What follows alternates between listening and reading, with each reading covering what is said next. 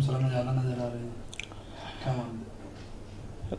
पहले राजा महाराजाओं के यहाँ से सुरंग बनाई जाती थी, वो सीधे पता लगा कि कोई सुरंग यहाँ से झांसी निकली है और ये कोई सीधे पूना निकली है। ऐसी स्थिति पहले से भी रही है, तो अभी सुरंग की कोई बात नहीं है। लेकिन शहरों में जो वर्षा के कारण जो स्थिति खराब हुई है रोडों की, वो पूरे प्रदेश में रोडों की स्थिति खराब है। और खास बात जो चेतकपुरी रोड की चर्चा चल रही है, बहुत ज़्यादा चर्चा में है। उसमें जो मेरे को लगता है कि समय से पहले रोड बना दी गई। एक तो पहली बरसात के बाद या पानी का पर्याप्त तो उसमें भराव करके पानी भर के वो बैठ जाती है, उसके बाद रोड बनती। लेकिन सीधे रोड नाला डाइवर्ट हुआ और जैसे ही 27-28 फुट गहरी रोड डली और गड्ढा हुआ और उसके ऊपर मट्टी भराव करके सीधे जल्दीबाजी में रोड बना दी गई। उसके कारण ये स्थिति हो रही है। अभी मेरे को लगता है 10-15 बार कम से कम रोड और बैठेगी। जैसे जैसे वर्षा होगी वैसे वैसे रोड बैठेगी। दोषी किसको मानते हैं आप? लेकिन अब दोषी तो इसमें सभी लोग हैं, हम सब लोग दोषी हैं कि बहुत जल्दबाजी में हम सब ने रोड बनवाई। और रोड अगर समय पे बनती, वर्षा के बाद बनती, एक बरसात के बाद अगर रोड बनती तो ये कभी नहीं बैठती। और अभी समय से पहले काम हुआ है तो थोड़ा दिक्कत आएगी। लेकिन इसमें सबसे ज़्यादा नुकसान अगर होगा तो ठेकेदार को होगा, क्योंकि ठेकेदार की गारंटी पीरियड की सड़क है। ठेकेदार को 3 साल तक इसको रोड को चाहे जितनी बार बैठेगी उतनी बार बनाना पड़ेगा। रोड ऐसी खुदती रहेगी, लोग तो अभी रोड तो जैसे जैसे पानी इसमें सीपेज होगा वैसे वैसे धसकेगी। जांच कमेटी बनाएगी, लेकिन अब तक जांच कमेटी बनाएगी तो जांच क्या करेगी? जांच तो यही करेगी कि गुणवत्ता की रोड बनी है कि नहीं। रोड तो गुणवत्ता की बनी है, लेकिन पानी बैठ गया है, वो तो खुदाई होकर बनी है ना, तो खुद ही है। सीवर लाइन तो बैठेगी, स्वाभाविक है। पानी बढ़ेगा, पानी जैसे सीपेज होगा बैठेगी।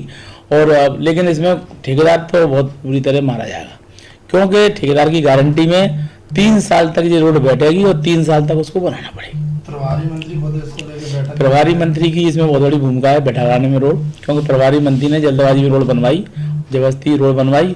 रोड पूरी खुद भी नहीं पाई, उससे पहले बनवा दी। अरे आप पूरी खुद जान देते, पानी भरवाते। प्रभारी मंत्री को ये करना चाहिए, जल संसाधन मंत्री हैं, उसमें को पहले जल छिड़कवाना चाहिए उस पर। जब जल पूरी तरह उसमें पानी बैठ जाता तो पानी की वर्षा की जरूरत नहीं पड़ती, तो पहले ही बैठ जाती ये मट्टी। तो जल संसाधन मंत्री को तो पहले जल छिड़काना चाहिए। उन्होंने जल तो छिड़कवाया नहीं, पानी पहले रोड बनवा दी। जो काम पीडब्ल्यूडी करना चाहिए वो जल संसाधन मंत्री कर रहे हैं।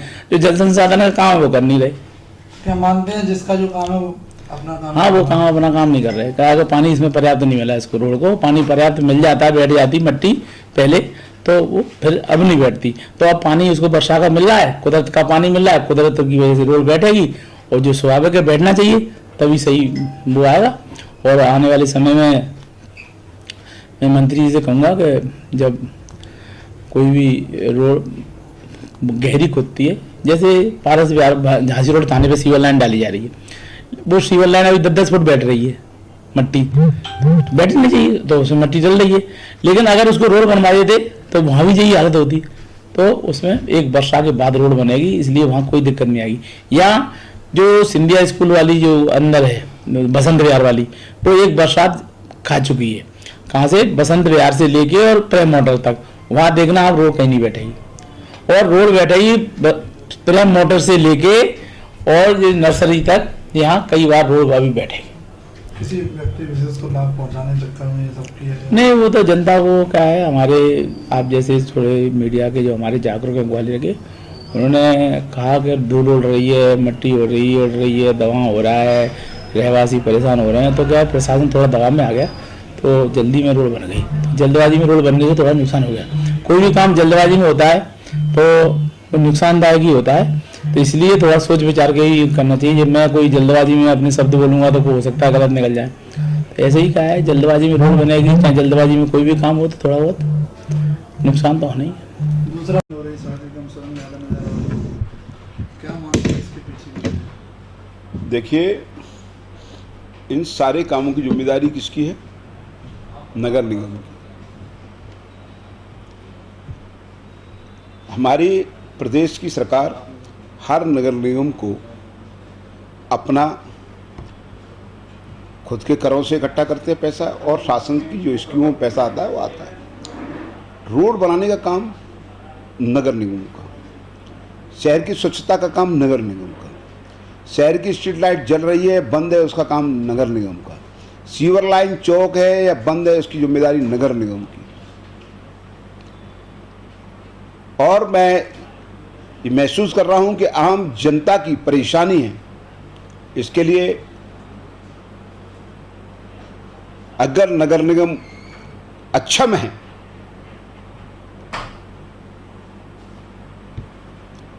तो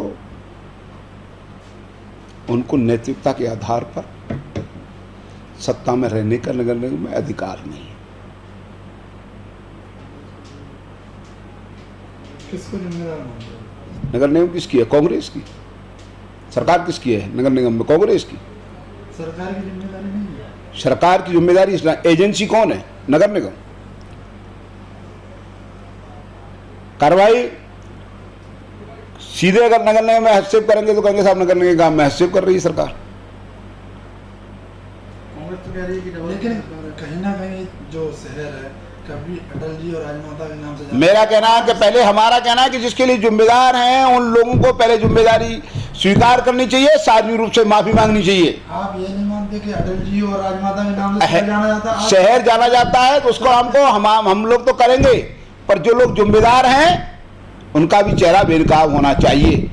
देश भर में चर्चा का विषय बना हुआ है। मैं आपसे क्या कह रहा हूं, देश भर में हमारी सरकार तो काम करेगी, पर जिसकी जिम्मेदार नगर निगम है, जो दोषी ठेकेदार उन पर भी कार्रवाई नहीं होनी चाहिए ना। नगर निगम को सरकार, हम तो अपने हिसाब से जांच करा ही रहे हैं, पर यह काम नगर निगम सरकार नगर निगम को करना चाहिए और दोषियों के खिलाफ सशक्त कार्रवाई करनी चाहिए। कलेक्टर ने टीम गठित की, अभी तक जांच नहीं हो पाई। मैंने कहा आप बात को थोड़ा सा घुमाइए मत, जो जिम्मेदार हैं उन लोगों का दायित्व है। पहले कांग्रेस कह रही है कि बीजेपी सरकार है फंड नहीं देती। नहीं, बीजेपी सरकार आप देख लीजिए जितने नगर निगम है और इंदौर नगर निगम को इतना फंड देती है। इंदौर नगर निगम की हालत देखो क्या है, भोपाल में दे रही है।